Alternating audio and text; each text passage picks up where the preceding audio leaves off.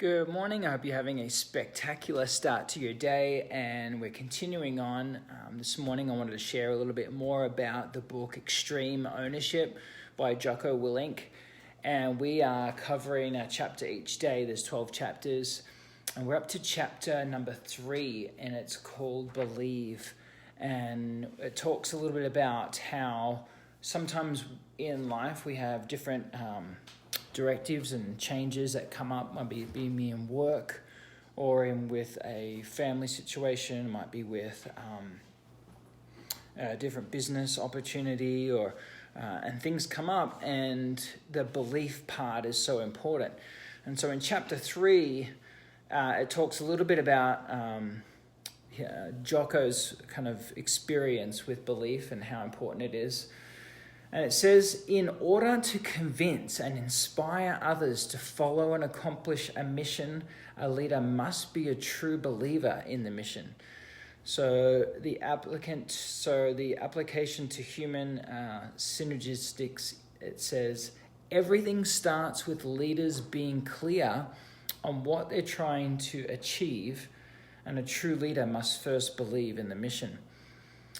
In a case where a new directive or order from above is being led and changed, the leaders must exercise critical thinking and analyze the prospects of the new order.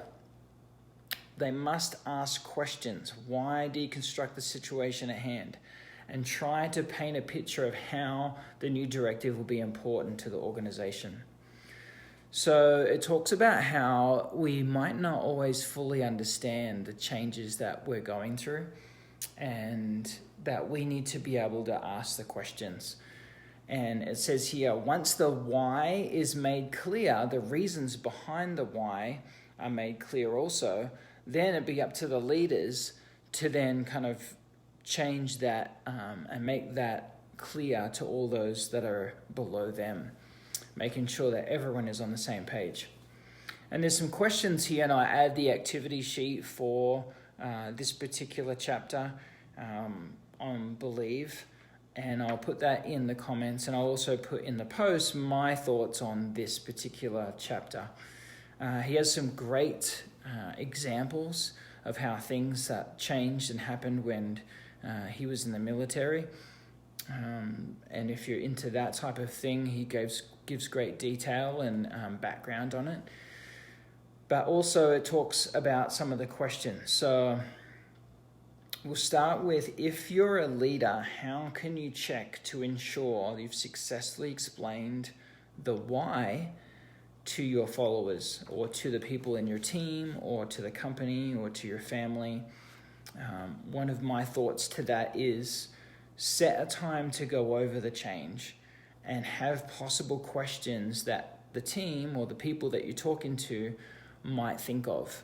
So that's something that Jocko explained in the book, is that he actually came up with, what would I be asking? Or what are some of the questions I would ask with this change? Or I actually saw challenges with this change.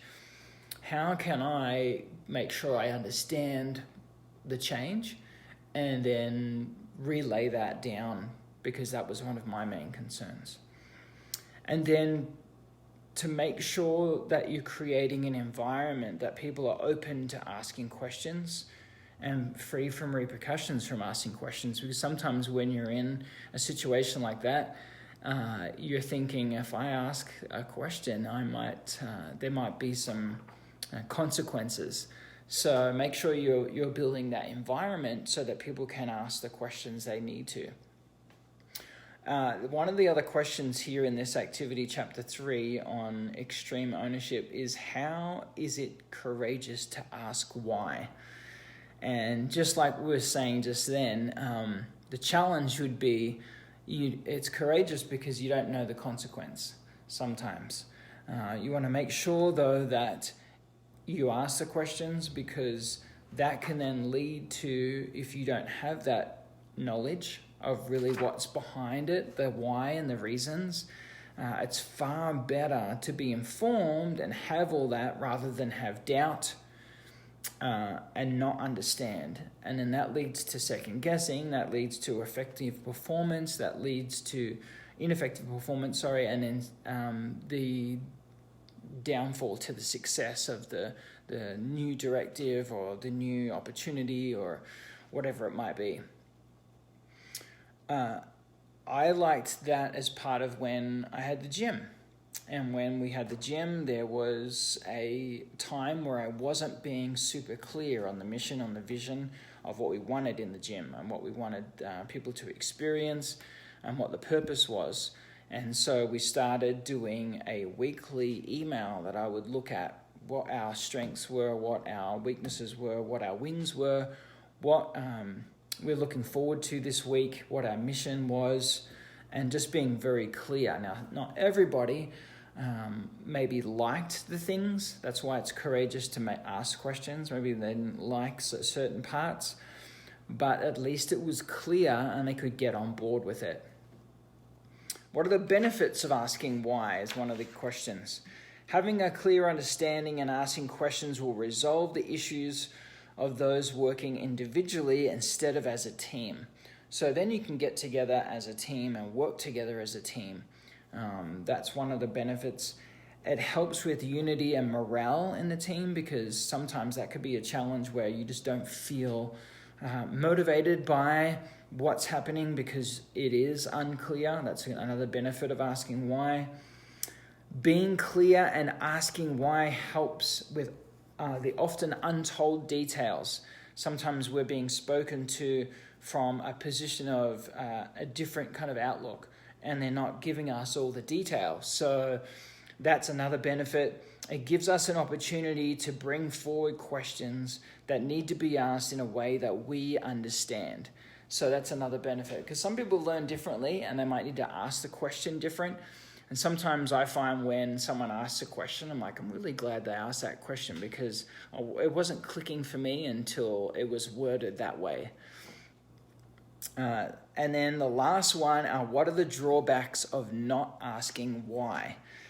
And some of the easy things, right? It brings in doubt, it brings in possible stress because you're not sure, you're not clear. Spreading negativity, because then you don't have full on board, leadership with the whole team. You just have some people that are on board. So if you're not on board, you might be kind of spreading that negativity of thinking or asking or telling people why you don't think it might not work. And a great plan can fail because of a lack of understanding.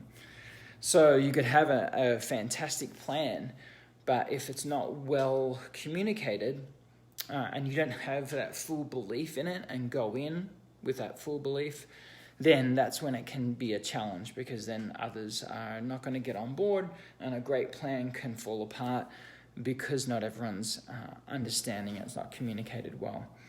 So there are some great examples in chapter 3 of how there were some challenges and some changes that were made in certain circumstances. One was in a sales situation for a company, and then one was also in a situation in the military. And both of them were where maybe people, they didn't quite like what the change was, but they didn't really know or understand the reasons behind it, the why behind it, and the outcomes and what it actually brings in the future. And most of the time it's about being clear and believing in that mission, then moving forward and understanding that this is the way we're going to move forward, clear out the questions and work as a team, and then get the job done. So I really like chapter 3.